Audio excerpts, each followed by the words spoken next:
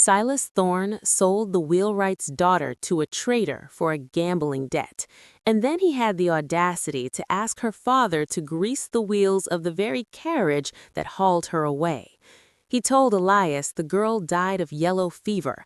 He even produced a piece of paper with a county seal on it, a death certificate that looked official enough to a man who wasn't supposed to know how to read. But Elias knew his daughter's health. He knew she was strong, and he knew that Silas Thorne was a man whose soul was rotting faster than a fallen oak in a Georgia swamp. Elias didn't scream. He didn't beg for a body to bury. He simply went back to the forge, picked up a triangular bastard file, and waited for the moon to hit its peak.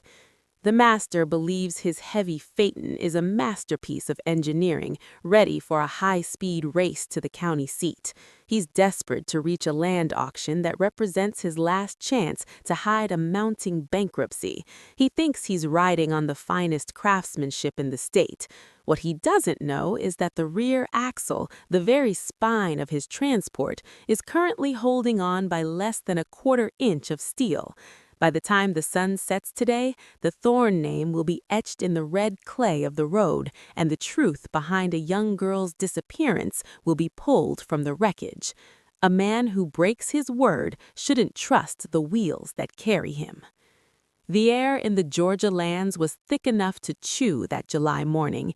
In the wheelwright's shed, the smell of charred hickory and hot grease hung heavy. Elias stood in the shadows, his hands stained with a mixture of soot and oil that never truly came off. He was 45 years old, but his hands looked 60. They were hands that understood the physics of weight, the tension of a spoke, and the exact breaking point of iron. For 10 years, Elias had worked in near total silence. That was the deal. 10 years of perfect service in exchange for his daughter's freedom. Silas Thorne had signed the manumission papers in front of witnesses, or so he said. But Thorne was a man who saw people as ledger entries, and when a New Orleans trader came calling with a stack of gold to cover a lost hand of poker, Thorne didn't see a daughter. He saw a way out of a hole. He thought Elias was invisible. That's the mistake men like Thorne always make. They think the people who build their world, who sharpen their knives and shoe their horses, are just part of the scenery. But Elias was watching. He saw the trader's wagon pull out of the long driveway 2 weeks ago. He saw a small, familiar hand gripping the wooden slats of the cage. He didn't need to read the forged death certificate to know that the master had murdered a promise. Elias looked at the phaeton. It was a 3-ton beast of wood and iron, built for speed and status. Thorne had insisted on the heaviest frame, the thickest leather, and the most polished brass. He wanted to look like a king, even as the floorboards of his estate were being eaten by debt. This carriage was his pride. It was also his coffin. The triangular file felt cold against Elias's palm. It was a simple tool, designed to bite into metal and leave a clean, sharp groove. For 3 nights, Elias had crept into the carriage house while the rest of the plantation slept. He didn't cut all the way through. That would be too simple. The carriage would fail in the driveway, and Thorne would just yell and order a repair. No, Elias wanted gravity to be the judge. He worked the file into the underside of the rear axle, right where the stress of a high-speed turn would be at its maximum. He cut a notch that was invisible to a casual glance, hidden behind the thick layer of black grease he'd applied afterward. He calculated the weight of the passengers. Thorne would be inside, along with Judge Miller. The judge was a man of the law, a man Thorne needed to impress to secure the loans for the land auction. Between the 2 men, the leather travel chests, and the driver, the weight would be immense, and Thorne, in his arrogance, would demand the horses be pushed to a gallop to prove the superiority of his stable. The grease in the wheel hub was starting to turn a strange, muddy red. It wasn't blood, but it looked like it. It was the iron shavings from the file mixing with the lubricant. Elias wiped the axle one last time with a rag, his movements precise and calm. He wasn't acting out of a blind rage. Rage is messy. Rage makes mistakes. Elias was acting out of a cold, mechanical necessity. If a machine is broken, you fix it. If a man is a monster, you dismantle the machine he uses to exert his power. Suddenly, the heavy oak doors of the workshop swung open, letting in a blinding shaft of morning light. The silhouette of Silas Thorne framed the entrance. He didn't walk, he stomped. He carried a silver-headed walking stick, tapping it rhythmically against the dirt floor. Tink, tink, tink.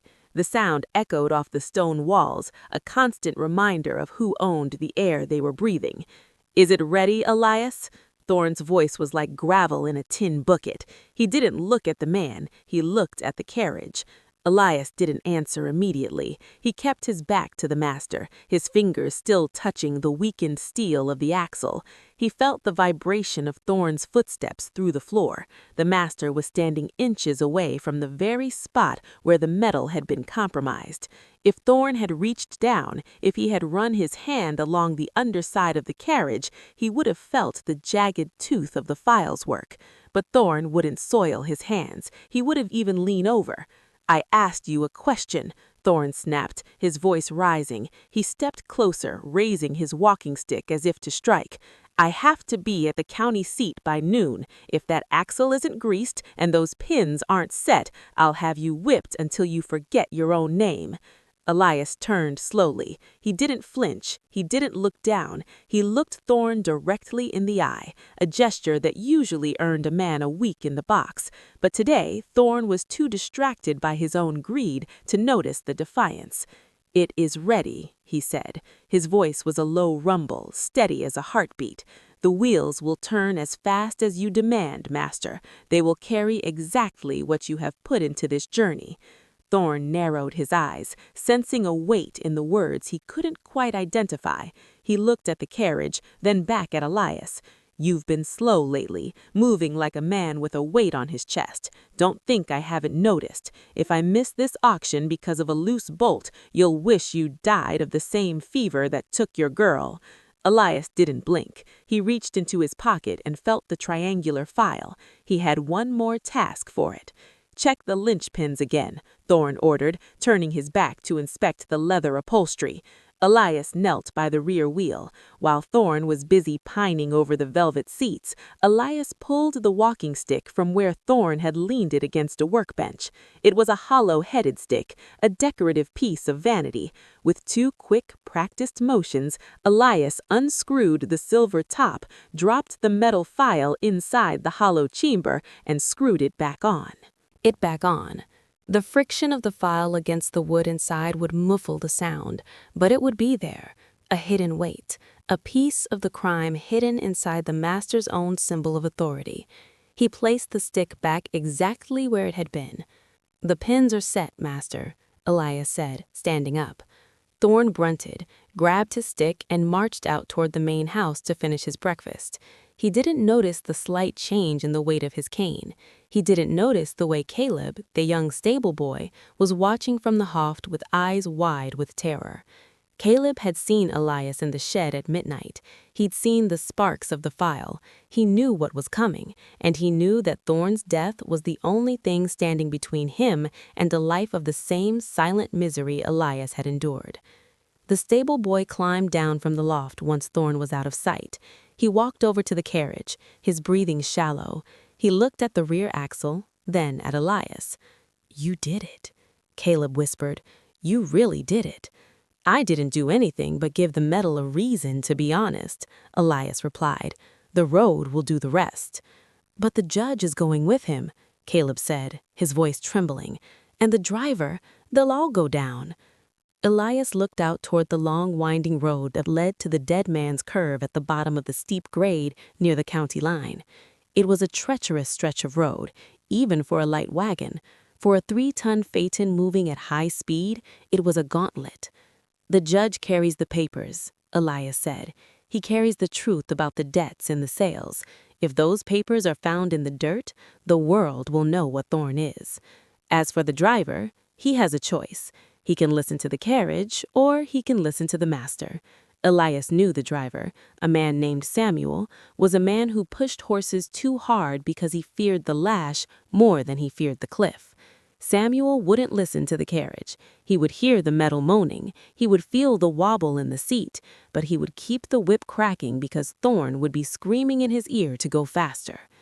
The sun was climbing higher now, burning off the morning mist and revealing the harsh reality of the plantation.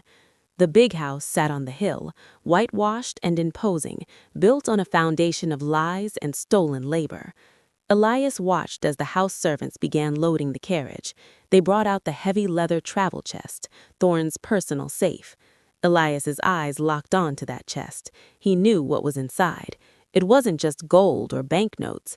It was the original bill of sale for Sarah. It was the proof that she hadn't died, but had been traded like a piece of livestock to a man in New Orleans. Thorn kept it because he was a man who needed to keep his receipts, even the criminal ones. He was too arrogant to believe anyone would ever dare to open it. The chest was strapped to the back rack right above the weakened axle. The weight of it would act like a hammer, pounding against the fracture point with every bump in the road. "Caleb," Elias said, not turning his head, "when they leave, you stay away from the road. You go to the woods and you wait. Don't say a word to anyone. When the news comes back, and it will come back, you make sure you're near the sheriff's office." "What if he survives?" Caleb asked, his voice cracking. "What if the axle holds?" Elias looked at the boy. He saw the fear, but he also saw the hope. It was a dangerous thing, hope. It could make a man brave, or it could break him. "The metal didn't fail him, Caleb," Elias said. "He cut through that bond himself the day he sold her. Gravity doesn't take bribes, and iron doesn't forget. That carriage is a death trap. All it needs is the first sharp turn." The sound of horses approaching signaled the beginning of the end. 4 matched bays, the pride of Thorn's stable, were led out by the grooms. They were nervous, tossing their heads and stomping. Animals have a way of sensing when a machine is out of balance. They could hear the slight rhythmic click of the compromised axle as the carriage was rolled out of the shed. Thorn emerged from the house, Judge Miller at his side. The judge was a tall, severe man with a briefcase full of legal documents. He looked like a man who valued order above all else. Thorn was talking loudly, gesturing toward the horizon, his silver-headed stick catching the sunlight. "We'll be there before the first gavel falls, Judge," Thorn bragged. "My horses are the fastest in the county, and this carriage, it's built like a fortress. You won't feel a single pebble on the road." Elias stood by the workshop door, his arms crossed over his chest. He was a shadow against the bright white of the plantation. Thorn didn't even glance at him as he climbed into the plush interior. The judge followed, settling into the opposite seat. The door clicked shut, a sound of finality. Samuel took his place on the driver's box, his grip tight on the reins. He looked at Elias for a brief second, a look of confusion and unspoken dread passing between them. Samuel knew the carriage sounded wrong. He could hear a faint metallic whine coming from the rear, but Thorn's voice boomed from inside. "Drive, Samuel, and don't spare the whip. I have a fortune to claim." The whip cracked, the horses lunged, the heavy phaeton lurched, and for a split second, Elias saw the rear axle flex. It groaned, a sound like a dying animal, but it held for now. As the carriage disappeared down the long oak-lined drive, Elias felt a strange sense of peace. The file was gone, the notch was hidden, the weight was set. Turned back into his shed, picked up a broom, and began to sweep the iron shavings into the fire. He had performed his duty. He had been a master wheelwright until the very end. But as the dust settled, the real question remained. Would the truth emerge from the wreckage, or would it be buried under the red clay of Georgia forever? Elias knew one thing for certain. The metal was already screaming, and Silas Thorn was the only one who couldn't hear it. The heavy wheels of the phaeton bit into the soft red clay of the driveway, leaving deep, aggressive ruts that seemed to bleed into the earth. Silas Thorn sat inside, leaning back against the tufted leather seats, feeling like the master of all he surveyed. He had his silver-headed walking stick between his knees and a flask of expensive brandy in his coat pocket. He thought he was moving toward a new beginning, a land auction that would erase his debts and restore his family name to its former glory. But what Silas Thorne didn't know was that every rotation of those wheels was a countdown. Every inch of road they covered brought the jagged edge of that triangular file closer to the center of the steel. The metal was already crying out, a high-pitched metallic groan that was lost beneath the thundering hooves of the four bays. But it was there. The structural integrity of the carriage was fading with every bump, every rock, and every frantic snap of the driver's whip. Samuel, the driver, felt the first shudder in his boots. He was a man who had spent 20 years on a driver's box, and he knew the language of a carriage better than he knew the sound of his own wife's voice. A healthy carriage hums. A broken one stutters. This phaeton was stuttering. There was a slight pull to the left, a rhythmic hitch that vibrated through the floorboards and up into Samuel's spine. He glanced back over his shoulder, squinting through the dust kicked up by the horses. The rear left wheel seemed to have a wobble, a tiny, almost imperceptible deviation from its axis. It wasn't much, not yet, but they were only 2 miles from the plantation gates, and the road ahead wasn't getting any smoother. Inside the cabin, the air was stifling. The July heat was already beginning to bake the leather, creating a smell of cured hide and sweat. Judge Miller sat opposite Thorne, his briefcase balanced on his lap like a shield.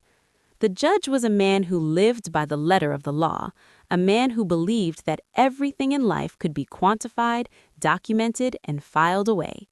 He watched Thorne with a cold, calculating eye. He knew the rumors. He knew the Thorne estate was a hollow shell held together by high-interest loans and desperate gambles. He was only on this trip to ensure that the legalities of the land auction were handled correctly, and perhaps to see for himself if Thorne actually had the capital he claimed to possess. Thorne took a long pull from his flask and wiped his mouth with the back of his hand. He looked out the window, watching the pine trees blur past. "We're making good time, wouldn't you say, Judge? Samuel knows better than to dawdle when there's business afoot." Judge Miller didn't smile. He adjusted his spectacles. "Speed is a fine thing, Silas, provided the foundation is solid. I've seen many a man rush headlong into a deal, only to find the ground beneath him was made of sand, or, in your case perhaps, debt." Thorne's face flushed a deep, angry purple. He gripped his walking stick tighter. The metal file inside the hollow head shifted, making a faint clink against the wood. Thorne didn't hear it, but the judge did. The judge's ears were trained to catch the smallest inconsistencies. "My foundations are perfectly fine," Thorne hissed. "This auction is merely a formality. By sunset, I'll own the valley, and once I have the valley, the bank will be begging me for terms." "The bank doesn't beg," the judge replied dryly. "The bank collects. Speaking of collecting, I noticed your wheelwright, that man, Elias, looking rather grim as we departed. A man like that usually takes pride in his work, but he looked as though he were watching a funeral procession." Thorne laughed, a harsh, jagged sound that didn't reach his eyes. "Elias is a tool, Judge, nothing more. He lost his daughter to the fever last month, and he's been moping around ever since. I gave him 10 years of work to earn her freedom, but nature had other plans. I even showed him the death certificate. He's just a broken man who can't accept the inevitable." But the judge wasn't looking at Thorne anymore. He was looking at the floorboards. The vibration was getting worse. The tink, tink, tink of the failing metal was starting to cut through the roar of the wind. "Silas, your carriage is making a peculiar noise. It sounds like something is grinding." Thorne dismissed him with a wave of his hand. "New grease, Judge. Elias probably used too much of it.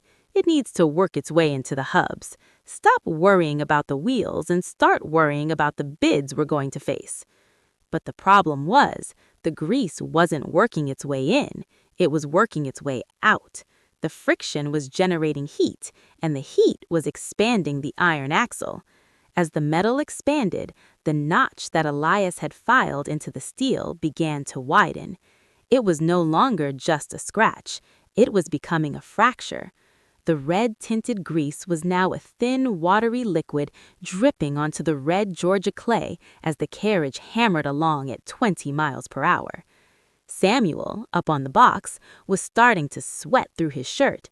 He knew something was wrong. He could feel the carriage leaning just a fraction of an inch toward the rear left side.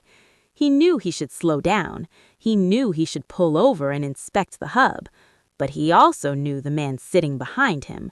He knew that if he stopped this carriage without a visible catastrophe, Thorne would have him whipped for cowardice. He remembered the last driver who had disobeyed an order for speed. That man hadn't walked straight for a year. "Samuel!" Thorne yelled, sticking his head out the window. "Why are we slowing down? I can feel the pace dropping. Lay into them." "Master, the carriage, she's pulling," Samuel shouted back over the wind. "I think the rear axle might be running hot. I need to check the grease." "You will check nothing," Thorne roared. "I didn't pay for a mechanic. I paid for a driver. We have 12 miles to go and less than an hour to do it. If those horses aren't at a full gallop by the time we hit the creek, you'll be back in the fields by morning." Samuel bit his lip until he tasted blood. He gripped the reins until his knuckles turned white. He had no choice. He cracked the whip, the sound like a pistol shot in the humid air. The bays surged, their muscles bunching and straining. The phaeton leaped, the wooden frame groaning under the sudden increase in torque. At that exact moment, back at the plantation, Caleb was standing in the middle of the wheelwright shed. The boy's heart was hammering against his ribs like a trapped bird. He had a broom in his hand, but he wasn't sweeping. He was staring at the forge. He had seen Elias throw the iron shavings into the coals, but the fire hadn't been hot enough to melt them. Now that the forge was cold, a small pile of silver-gray dust sat among the black cinders. It was the evidence of the sabotage. It was the physical proof that the axle had been tampered with. Caleb reached down and touched the shavings. They were sharp, like tiny needles. He realized that if the carriage crashed and an investigator found these, they would know it wasn't an accident. They would come for Elias. They would hang him from the nearest oak tree before the sun went down. Caleb knew he had to get rid of them, but as he moved to scoop them up, his foot caught on something under the workbench. He knelt down and pulled out a small leather-bound book. It was hidden behind a stack of seasoned hickory spokes. He opened it, his hands shaking. He couldn't read well, but he recognized the names. He recognized the dates. It was a ledger, but it wasn't Elias's ledger. It was a private record Thorne had kept, a list of sales that didn't appear on the official plantation books. There, on the very last page, was a name that made Caleb's breath catch. Sarah.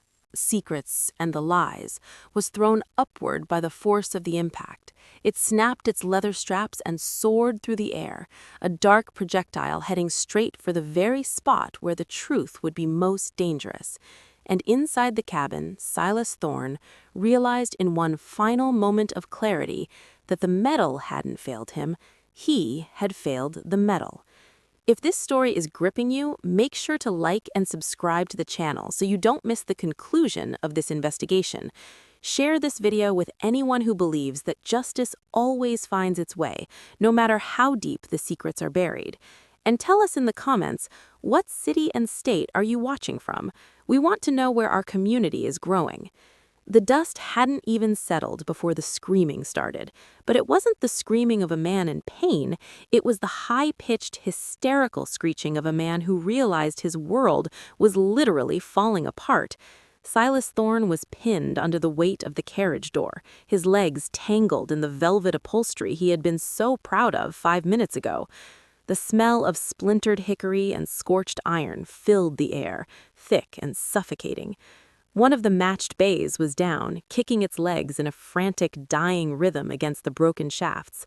The other 3 were tangled in the harness, dragging the remains of the front chassis toward the edge of the ravine.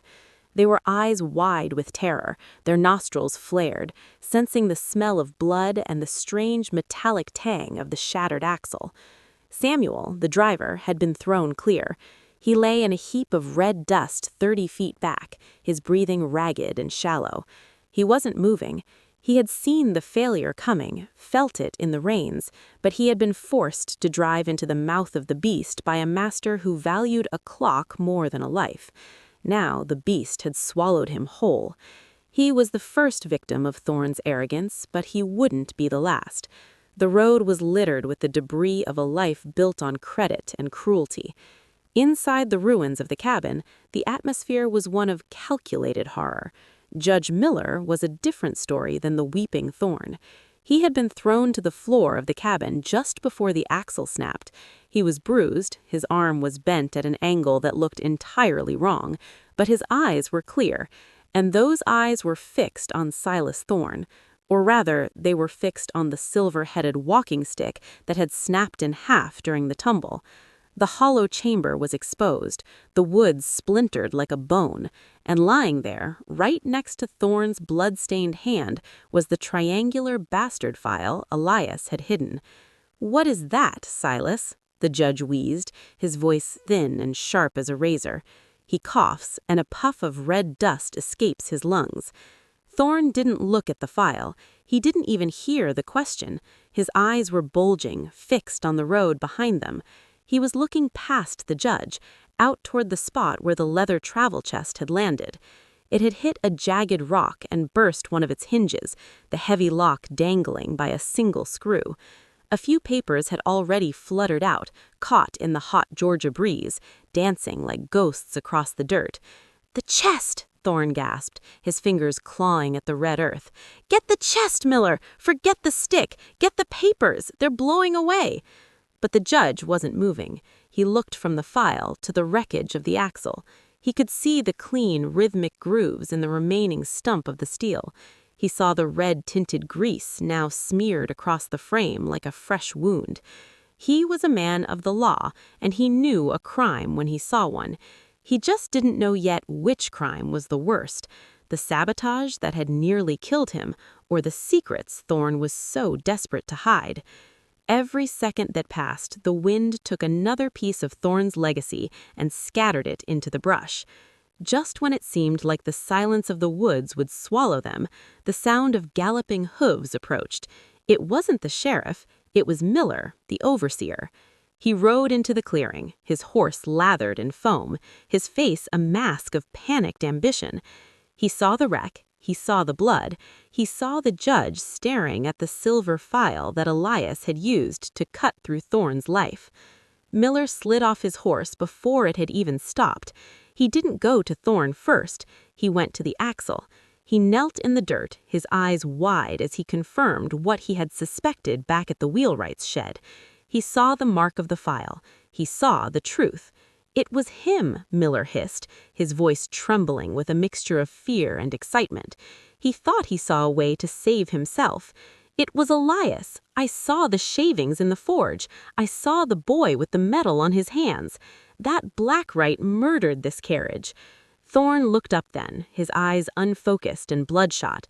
"Elias, that dog, he did this. I'll have him burned alive." "He filed it through," Master Miller said, reaching for the file on the ground. "He meant to kill you. He meant to send you into the ravine so you'd never reach that auction." The overseer thought he had the winning hand. He thought he could blame the accident on a rebellious worker and keep his own position secure. He thought he could be the hero who exposed the plot.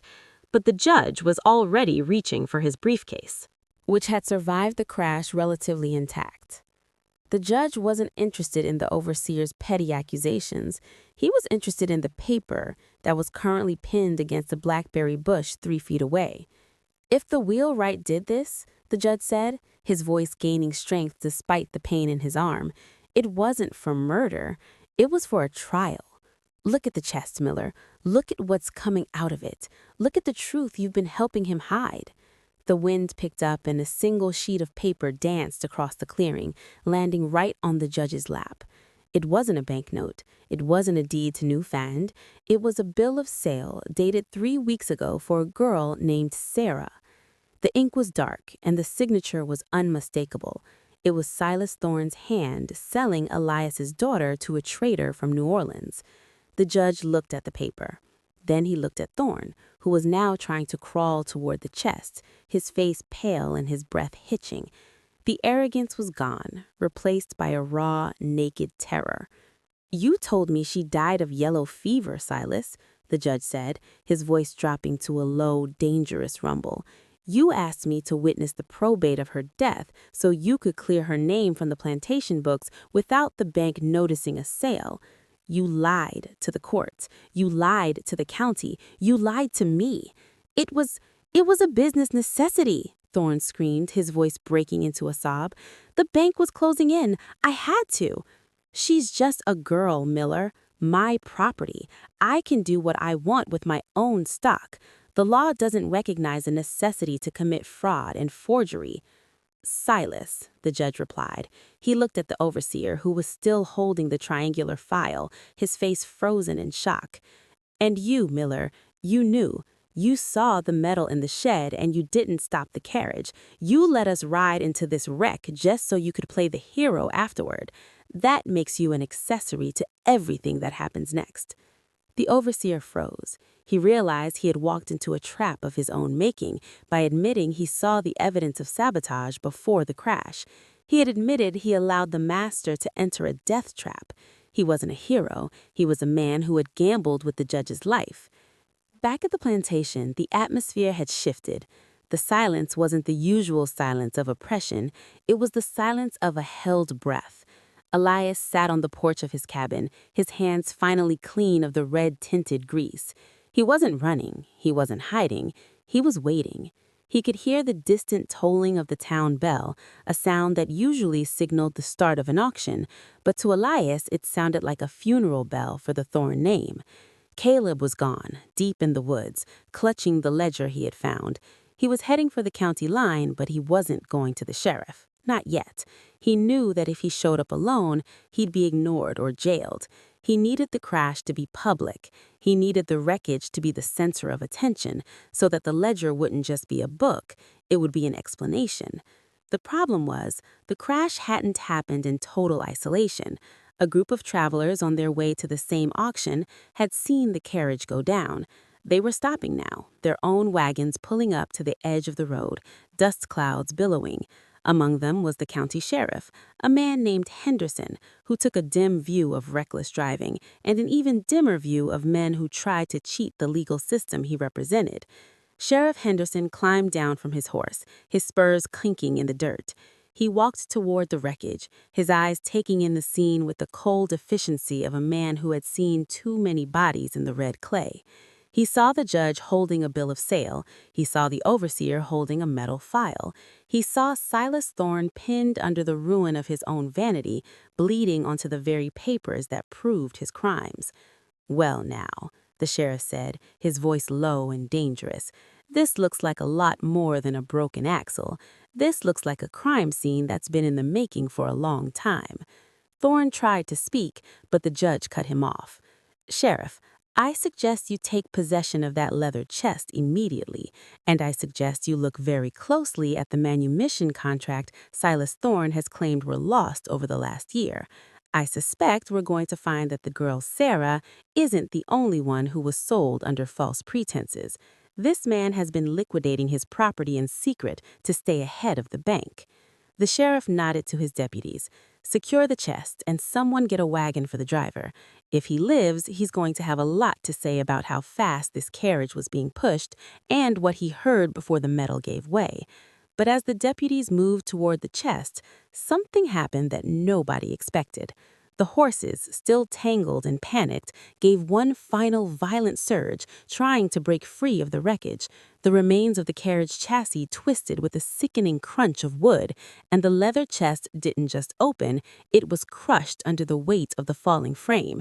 Gold coins, banknotes, and hundreds of sheets of paper erupted into the air like a floss of white birds. They scattered into the brush, into the trees, and down into the ravine. The proof was there, but it was being reclaimed by the wind and the dirt. It was a chaotic explosion of Thorne's hidden life. "The papers!" Thorne shrieked, his voice reaching a fever pitch of desperation. "Get the papers! My life is in those papers, Miller! Get them!" "Your life is in the hands of the law now, Silas," the sheriff said, stepping over the broken walking stick. "And the law doesn't care about your gold if it was bought with blood and forgery." But the judge was looking at the overseer. Miller was backing away, his horse shifting restlessly. He saw the deputies distracted by the flying money and the screaming master. He saw his chance to disappear before the sheriff turned his attention to the man who knowingly let a death trap roll out of the yard. "Stop him," the judge yelled, pointing his good arm at the overseer. "He's trying to flee." The overseer didn't wait. He swung into his saddle and spurred his horse toward the woods. He thought he could get away. He thought he could find Elias and kill him, bury the witness, and disappear into the next county before the law organized a posse. He had the triangular file in his pocket, the murder weapon as he saw it. What he didn't know was that Caleb was watching from the tree line, and Caleb wasn't just holding a ledger, he was holding a heavy hickory spoke he'd taken from the wheelwright shed, a piece of wood as hard as iron. As Miller's horse thundered toward the shade of the pines, Caleb stepped out. He didn't aim at the man, he aimed for the horse's front legs. It was a move he'd seen Elias use to stop a runaway animal in the paddock. A desperate, precise strike. The spoke jammed into the horse's stride. The animal stumbled, throwing Miller headfirst into the trunk of an old oak. The overseer hit the ground with a sickening thud, his neck snapping with a sound that mirrored the axle failure. The triangular file flew from his hand and disappeared into the thick undergrowth, buried in the rot and the leaves. Caleb stood over him, breathing hard, the ledger clutched to his chest. He didn't look like a terrified stable boy anymore. He looked like a man who had finally seen the power shift. He looked at the broken overseer and then at the road where the sheriff was approaching. The truth was finally coming out of the wreckage, but the cost was rising with every minute. The question was no longer if Thorne would fall, but how many people he would take down with him. And as the sheriff reached the tree line, he saw the boy holding the book, the final piece of the puzzle that would dismantle the Thorne empire forever. If this story is touching you, make sure to like and subscribe to the channel. We are dedicated to telling the stories that history tried to bury. Share this video with someone who believes in justice and comment below with your city and state. We want to know where you're watching from as we uncover the truth together. Silas Thorne thought he could bury his crimes in a shallow grave of lies, but he forgot that the wheels he rode on were built by the very man he betrayed. As the dust from the crash began to settle over the Georgia road, the silence that followed was more deafening than the impact itself. The red clay was stained with blood, brandy, and the ink of 100 shattered secrets. Thorne lay pinned under the skeletal mammatus of his own vanity. His 3-ton phaeton, his breath coming in ragged, wet gasps. He watched helpless as the wind carried his life away. The bill of sale for Sarah, the evidence of his ultimate betrayal, was now held in the trembling, blood-stained hand of Judge Miller. The law had arrived, not in a courtroom with a gavel, but in the middle of a wreckage with the smell of death and hot iron. Sheriff Henderson didn't move to help Thorne first. He moved to the papers. He was a man who had seen the desperate lengths debtors would go to, but this was something else. He watched as his deputies gathered the fluttering documents from the bushes and the dirt.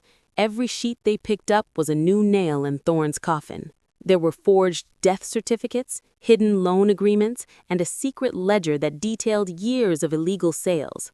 The status quo of the Thorne plantation wasn't just crumbling, it was being vaporized in front of a dozen witnesses. "Is this yours, Silas?" the judge asked, his voice cracking with a mixture of pain and pure cold fury. He held up the bill of sale for Elias's daughter.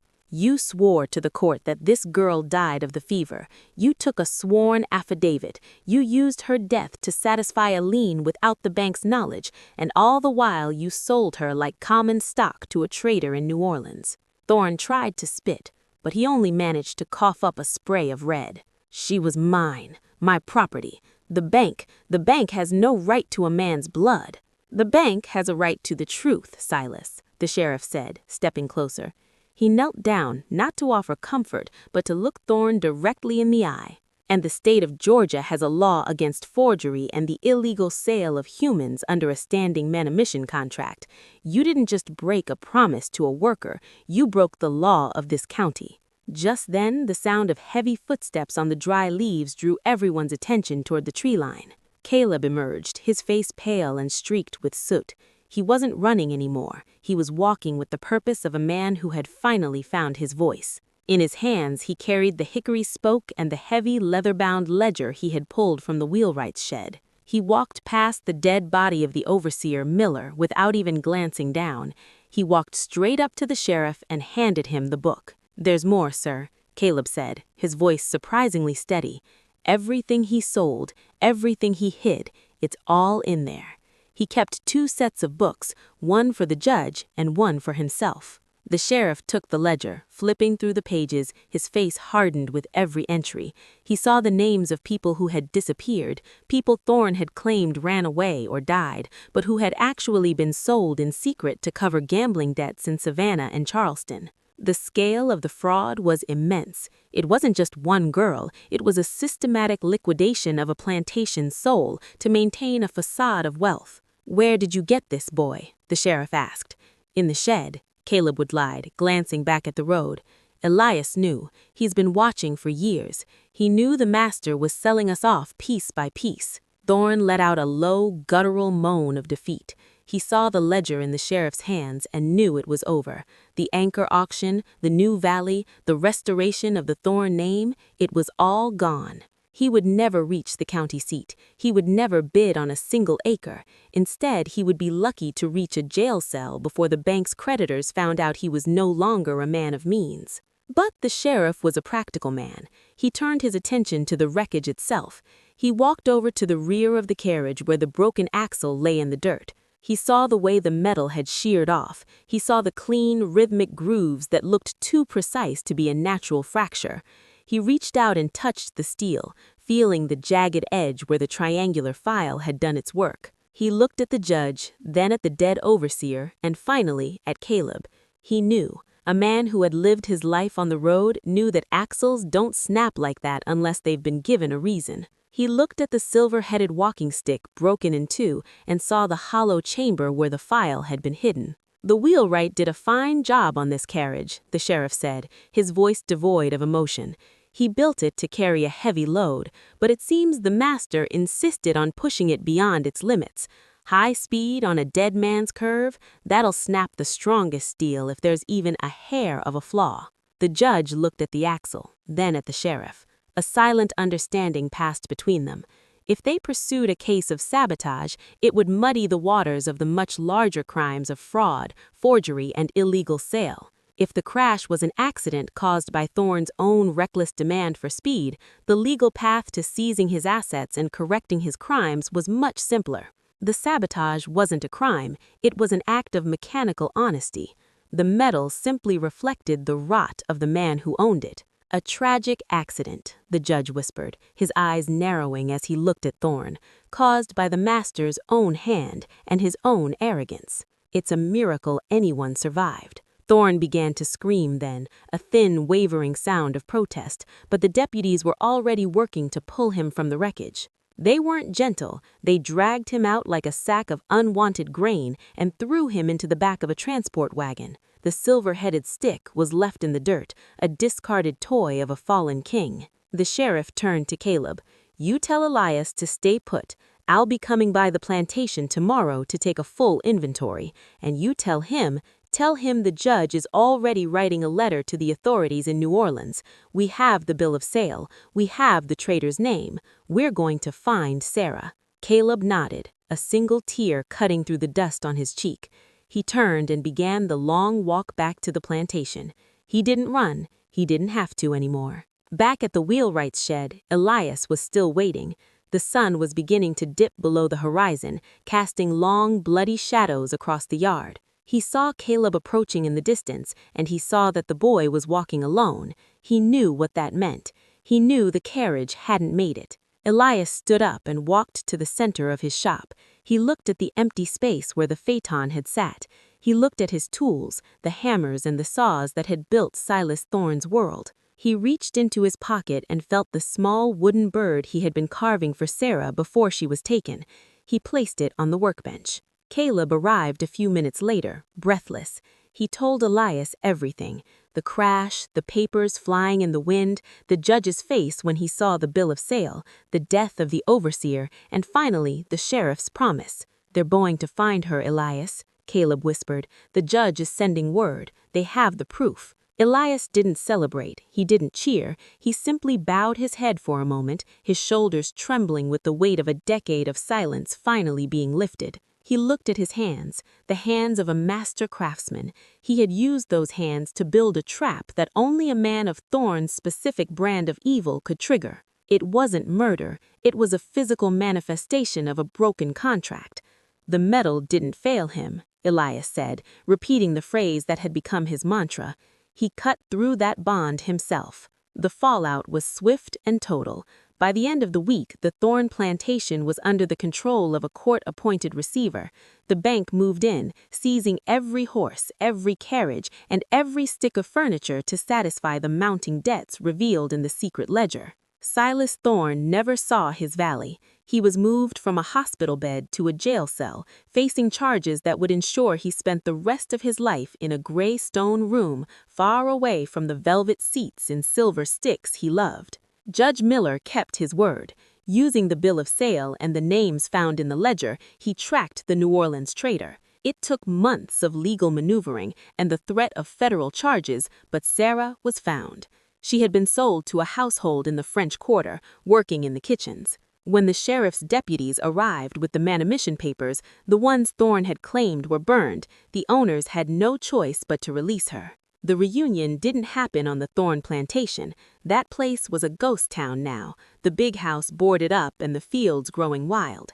It happened at the county seat, in the very square where Thorne intended to buy his new empire.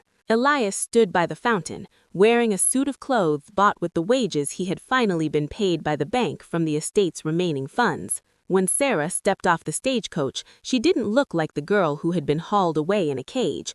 She looked older, her eyes holding the same weary wisdom as her father's. They didn't say much. They didn't have to. The silence between them wasn't the silence of a secret anymore. It was the silence of peace. Elias took his daughter's hand, and they walked away from the town square. He didn't look back at the courthouse or the jail where Thorne was rotting. He didn't look back at the road where the wreckage of the phaeton had been hauled away for scrap. He had his tools in a small bag over his shoulder, and he had his daughter by his side. He left the triangular file buried in the red clay near the dead man's curve.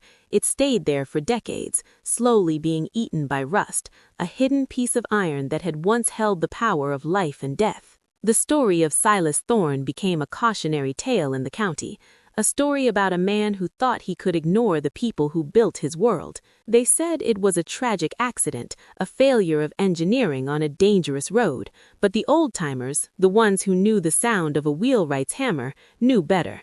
They knew that a broken promise makes for a broken axle.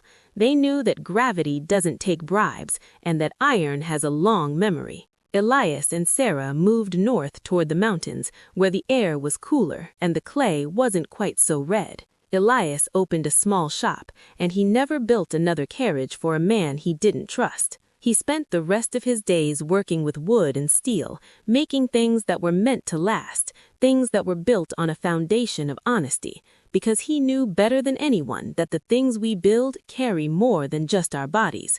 They carry our souls.